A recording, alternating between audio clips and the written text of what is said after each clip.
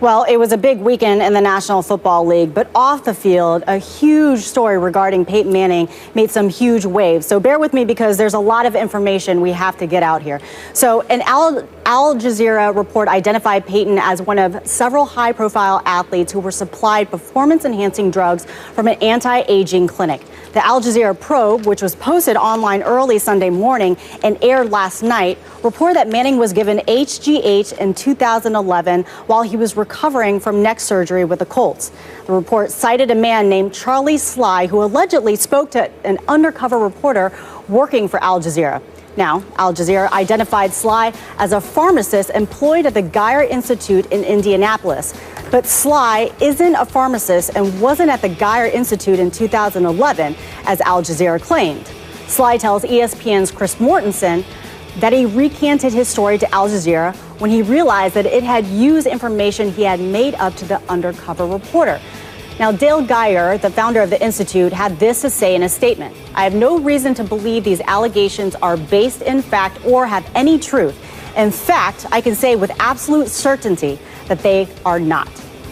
Okay, so Skip, let's go to you first. What is your reaction to this report? Prim, Stephen A., I want to be very, very clear off the top. I have absolutely no real idea what is going on here. I must admit, when I first read of this report yesterday afternoon, at a glance, it seemed almost laughable to me. Al Jazeera America is basing its report on information gleaned from a guy named Charlie Sly. It was almost like a fittingly fictitious name, Charlie Sly, who had been secretly taped by a former hurdler from Great Britain who is now banned from doing business in Great Britain because he duped investors in Great Britain. And I'm thinking, really? We're reading some credibility into this? But last night, I watched the hour-long report on Al Jazeera America. And I must admit, Stephen A., by the end of it, I had to remind myself, in these circumstances, never say never. What has history taught us? You and I have been covering these things for years and years and years. When we hear vehement denials from professional athletes, oftentimes they're lying. And I am not suggesting that Peyton Manning is lying, because he could very well be the exception to this rule. But history has taught me to be suspicious, to remain a little bit skeptical. Do I have to bring up some of the names? Lance Armstrong and Ryan Braun and Roger Clemens and Rafael Palmeiro and Alex Rodriguez. I can go on and on and on. They all vehemently denied, and they were lying. So in this case, after I watched the report, I tried to be objective about it, and I thought, Stephen A., there was a lot of detail provided, that some of which had the ring of truth. A lot of professional athletes were under the microscope here, were brought into question. And is it possible that Charlie Sly was lying about everyone that he brought up? Kind of hard to believe that he was lying about all the athletes that he brought up. Now, just for the record, Charlie Sly was a licensed pharmaceutical intern in the state of Indiana in the year in question, 2011, as Peyton was trying to come back off what he called 4 neck surgeries. And in the end, his recanting of what was captured secretly on tape, on video, is not surprising to me, Stephen A., because, yeah, he's a whistleblower now who didn't want to blow the whistle.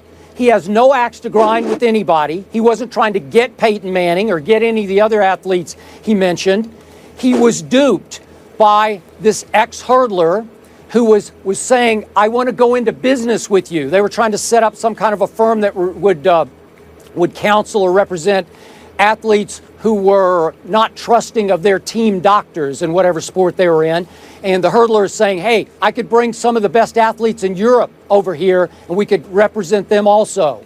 We could be their, whatever, their pharmaceutical suppliers or whatever they would do with this firm. But the point is, he was trying to go into business with him, And now the recant is that Charlie Sly's saying, well, I was just making things up trying to test him. I'm not sure about that. The point is that Charlie Sly just got ruined by this effectively. I hope I'm wrong about that, but can he ever work in this country again after he attacked the iconic Peyton Manning? So I'm not surprised that he recanted, but in the big picture, I still don't know exactly what's going on here. Is there some fire where there's smoke? Maybe so. But in the end, I want to be perfectly clear. I have no idea if any of the things that he said about Peyton Manning are remotely true. Your thoughts? Well, my thoughts are, first of all, we never have any idea until we have the facts. And clearly, we don't have the facts here. We have hearsay. We have statements given to an individual that essentially was undercover and trying to dupe him, Charlie Sly and others. And then ultimately what happened is once Charlie Sly realized that he recanted, in your estimation and that of others, possibly because, how are you going to go after the iconic Peyton Manning? So we understand that. But at the end of the day, Skip, what it comes down to for me is this. We don't know for sure, but here's what we do know. We know that Peyton Manning, as a professional, has been a quintessential professional. We know that he's never been blemished by anything in his illustrious career from an integrity standpoint, particularly as it pertains to the integrity of the game. We know that his record is as flawless as it gets in that regard. And when you take that into consideration, and then the fact that he has to sit up here and answer questions and make sure that he put forth emphatic denials because of a report that the guy recants and acknowledges that he may have fabricated, that's a problem. And the fact that Peyton Manning has to deal with that nonsense, I think it's a sad commentary on the society that we're now living in, because clearly you don't have to do. I mean, when you consider the veracity of this situation or lack thereof, the fact that Peyton Manning even has to speak on it should alarm us all, because somebody admits that they're lying. Somebody admits that they threw his name out there, and he still has to go on camera and deny this. And I think that's incredibly unfortunate. What I will say, however, is this. To point to you, and now you throw your hands up and you say, well, we're just not sure, because from an historical perspective, we've seen countless athletes lie. I will say it doesn't help if the reports reading from today's New York Daily News are accurate that Peyton Manning hired ex-George W. Bush aide Ari Fleischer to handle, for crisis management. Well, this is the same Ari Fleischer, that was a part of the administration convincing us that Saddam Hussein, had weapons of mass destruction and all of this other stuff. This is the same Ari Fleischer that, had something to do with Mark McGuire and his mea culpas. This is the same Ari Fleischer that had something to do with Tiger Woods and his press conference and how he sat up there with his mama in attendance and everybody else sitting there looking drugged up himself, talking about, I am so sorry. I mean, all of that stuff that was going on, this is under Ari Fleischer, who I respect, obviously has a good resume and is qualified to do what he's doing, but his record, dare I say, is not flawless. And the fact that you're Peyton Manning and there's absolutely no truth whatsoever to it, according to you, because I must admit he was incredibly believable and came across as very authentic and emphatic in his denials. If you want to deny something in today's modern day era with these, as a professional athlete, you need to take notes from what Peyton Manning did yesterday, because it was incredibly convincing. But the fact that you needed to go this route, as opposed to just sitting there and saying it's garbage, it's nonsense. I don't know why you need to hire Ari Fleischer for that. I don't get that. So I will tell you that gave me cause to pause, because I mean, most of us ain't hiring crisis management teams to tell the truth. We usually do that to navigate our way through a terrain where there's some truth, but also there's some falsehood or whatever. When you're just telling the truth, and it's the truth as you know it to be, because you know you didn't do something like that.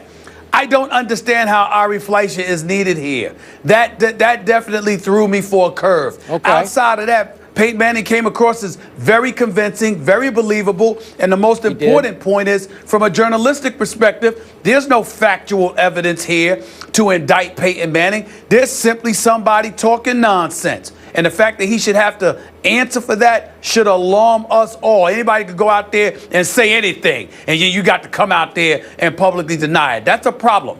That's a problem. Yeah. Okay. I hear everything you just said.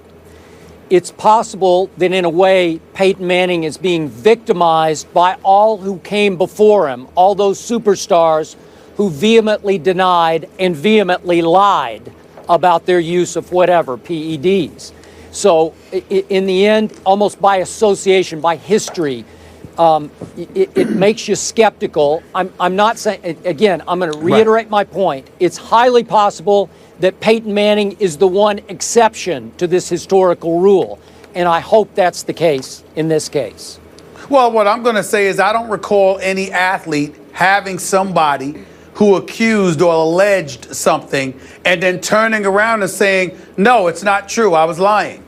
I just threw his name out there to test the guy and see how valid, he was. I don't recall any of the athletes being in that kind of position. And I do believe that if you're Peyton Manning, the iconic Peyton Manning, that you deserve better than that before you have to answer against, in an effort to refute allegations. If the guy said it and stuck to his story and there was a potential paper trail, that's different. Nope, I disagree with that take. Here's why. There's a new twist to this plot. This guy, Charlie Sly, was secretly taped. He didn't come forth and volunteer this information. He was an unwitting whistleblower. He did not want to blow the whistle on anybody that he named, especially, I'm sure, Peyton Manning. But he was secretly taped. So he recanted because it's like, oh my God, what are they doing to me? Because they're going to ruin me, even if he thinks he spoke the truth, even if he did speak some truth.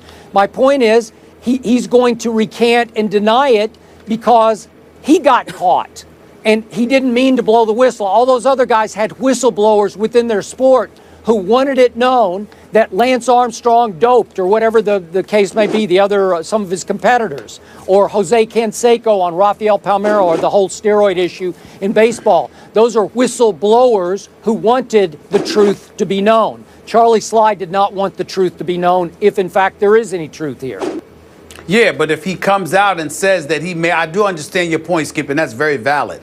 I'm saying, but if he then recants and says that I made it up, and there's no paper trail to speak of, then essentially all we're going on is some words by Charlie Sly, which were ultimately recanted, and an iconic figure with an impeccable reputation literally has to come front and center and answer those charges because on an NFL Sunday, it's the biggest damn story in America. That's unfair to Peyton Manning. That's the part that's unfair. And I think it's important to point that out. Fair enough.